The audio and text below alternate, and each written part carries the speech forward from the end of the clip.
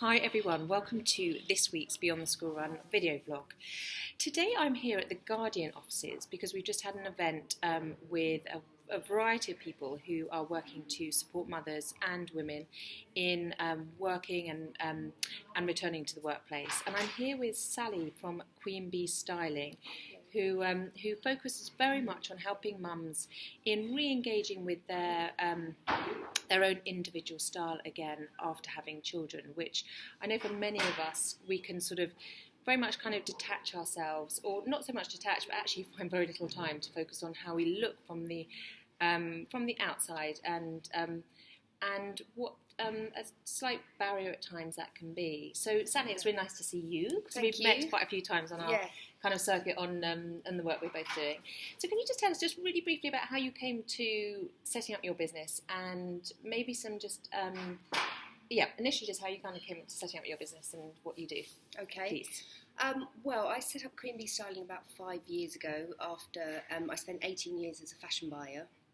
And I had, after the birth of my first child whilst on maternity leave, what I call my Vicky Pollard period, where I basically just completely lost track of my appearance, and neglected my self-care, and generally just let myself go. And it was my impending return to a buying office which absolutely terrified me, that I had to make real considerable effort to get myself back on track. And it was whilst sharing this experience with friends and other women that I realised that many women do feel like this when they've had children or they've had a break. I just think our focus shifts from ourselves to our little ones, and then suddenly one day we wake up and think, actually, I'm not happy with this. What do I do about it? Yeah. And that motivated me to set up Queen Bee Styling, just to help women that do have that moment when they don't feel good about themselves and how they dress. And the one thing I've come to realise, because I think it's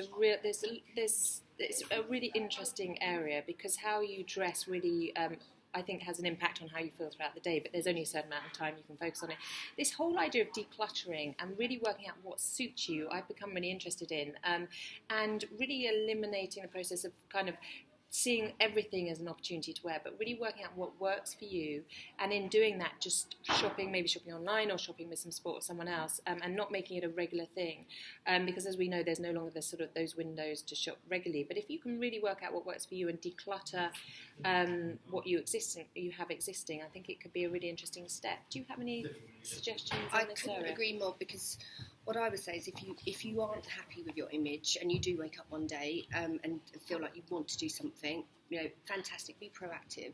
Start back with your wardrobe and just take everything out of your wardrobe and sort through it. It's about decluttering, and then sort the items into styles that you're not going to wear, and try everything on. That's what I would say, is get a full length mirror, which you'll be surprised how many people don't.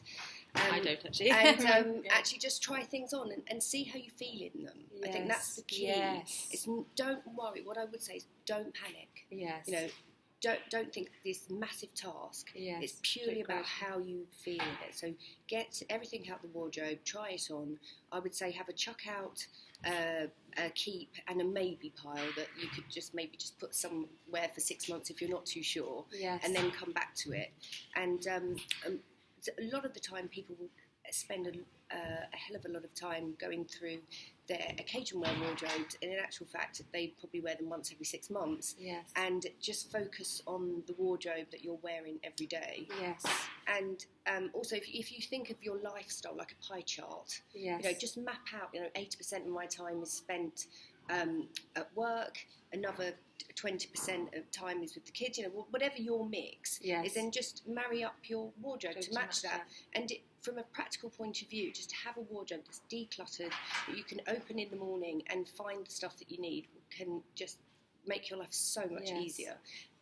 I think that's such a key starting point. And if you're not comfortable doing it on your own, is either get some friends or someone else to come and advise, because I know that's something that you do, and I just think that advice on really what works, and then you stop buying things that doesn't really work, and recognizing that we all have different shapes, and there's different things to work for individuals. Yes. But how you feel in your clothes, I think, is also so important when you're stepping back at work or throughout the day. Just generally, is such an important thing.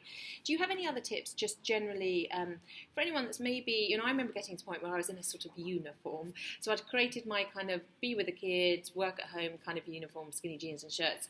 And I remember the point where I think I met you at a networking event. I just said, I don't feel like I've stepped out of my uniform.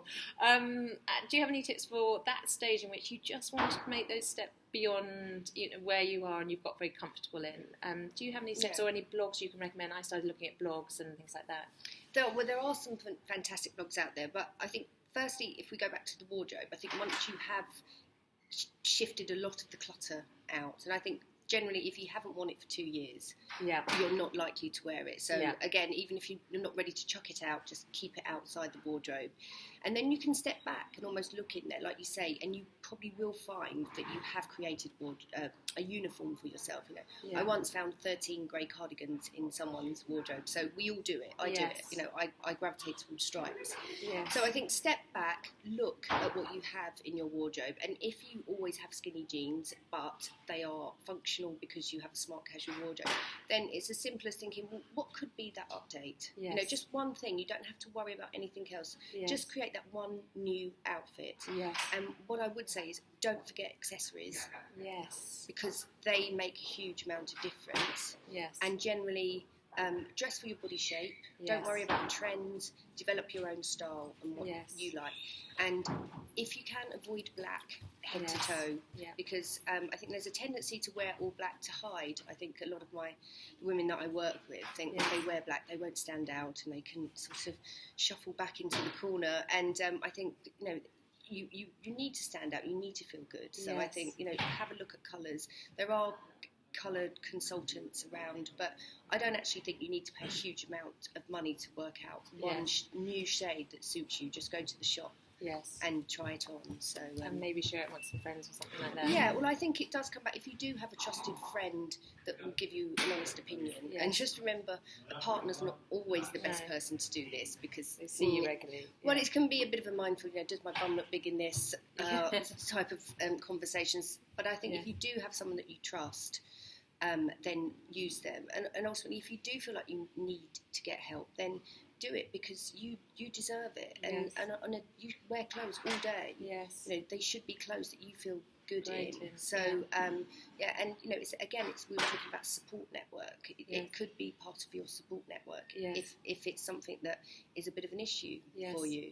Well, I think that's great because I think it's really exciting engaging with your kind of external style again. We're going to be sharing much more on Beyond the School Run with blogs that we're discovering and different ideas. So hopefully this has inspired you today, and thank you very much to Sally. It's great to be in the Guardian offices today, and it's great to have Sally here. It's been fantastic. Thank you for asking me. It's an absolute pleasure, and we both wish you a really great week ahead, and I look forward to connecting with you next Monday. Thank you. Thank you.